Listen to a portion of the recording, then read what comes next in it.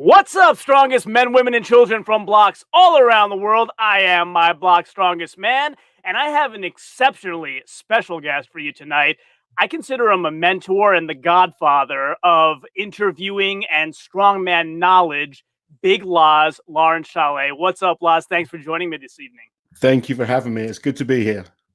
So when somebody of your caliber mentions an event like that where you're that successful, I always have to ask, what are the techniques that go into a good yoke walk? Like how have you become good at it? And I have other strongmen's opinions, but I would like yours. So one of the most important things is the setup, understanding how to get your body stable and control the implement.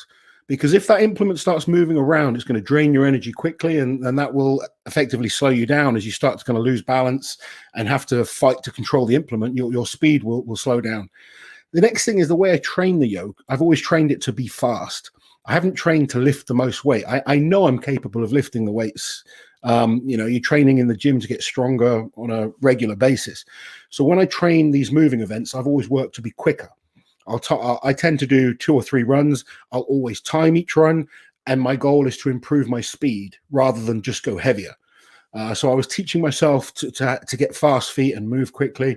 But essentially having that stability, having a strong core, strong legs, they're the kind of basics of it. And then it's lots and lots of practice to make yourself faster, to get better at understanding where to. I don't worry about where to put my hands on the yoke. A lot of people ask me, where do you put your hands? I actually focus on where it's resting on my back and traps first. And then if you think about strongman contest, they're all different. You know, the yokes that we use in competitions are all different. So my hand position will change depending on the width of the implement that we're using. But what I'm trying to do is get the feel of the bar across my back. I retract my shoulder blades, get as much surface area as possible, and then I'll place my hands. And I actually push forward slightly. I'm retracting my back, so I'm pulling in my back, but I'm pushing with my hands at the same time.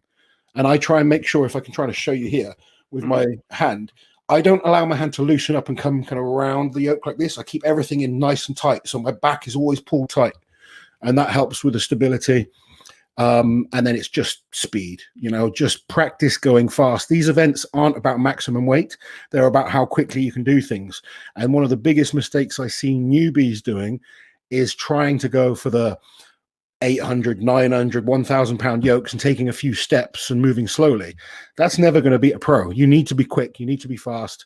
And that's probably the biggest mistake I see a lot of people doing, is just trying to lift too heavy and getting broken. Yeah, it's interesting you mentioned the hand position not being the primary concern, because the Stoltmen seem to train that way. They have this giant, frankly beautiful wooden yoke that they're training with, and it's such a large diameter that I think they purposely train with it because they can't get their hands around it, because they don't want that to be the priority. Yeah, you need that stability across your back.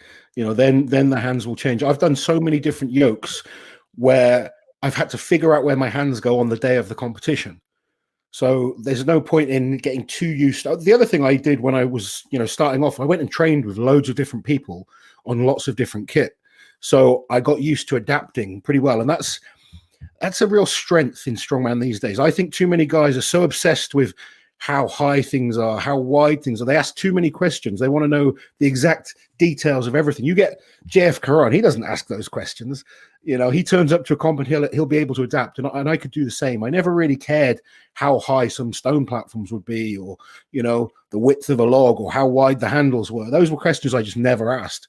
I got used to training on lots of different equipment, and I was always able to adapt things pretty quickly.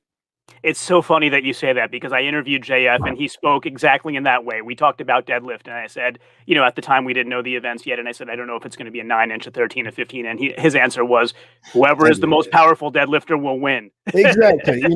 I've got some guys that, I train a lot of athletes now, and one of them, just as an example, has a car deadlift coming up in a competition, and he's like, should I be going somewhere and training a car deadlift? I'm like, no, just squat and deadlift. You get good at squatting and deadlift, you'll be fine on a car deadlift.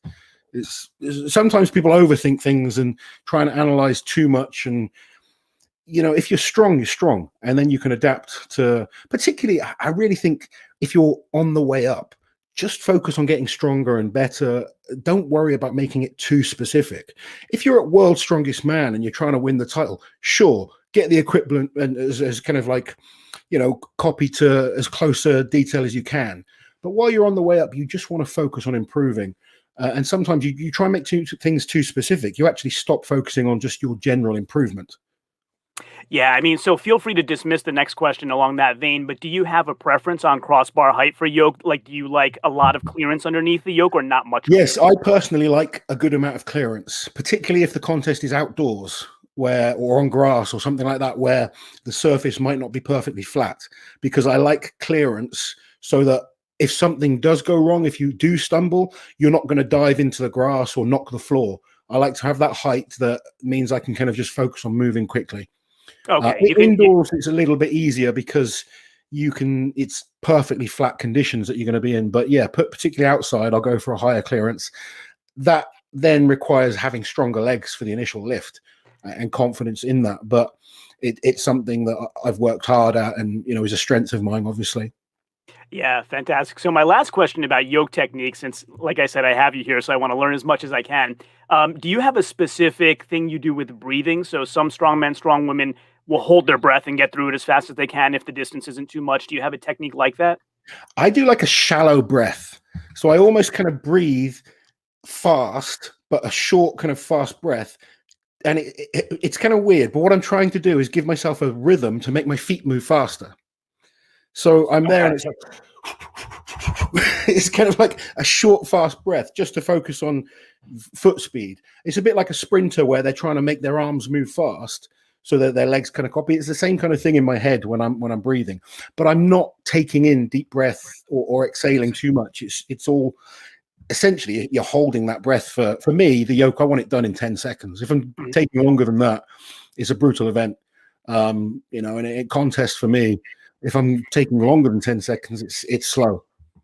Yeah, I mean, I think Rob Kearney uses a technique like that, who I consider one of the best yoke walkers in the world. I saw him training with Martins in a video, and Martins is good at everything, but Rob just was on another level. I watched him, and I said, if I wanted somebody to teach me yoke, it would be Rob Kearney. Yeah, Rob's excellent at the yoke, and someone that's had to work hard to be good at it as well. So definitely worth, picking his brains for sure.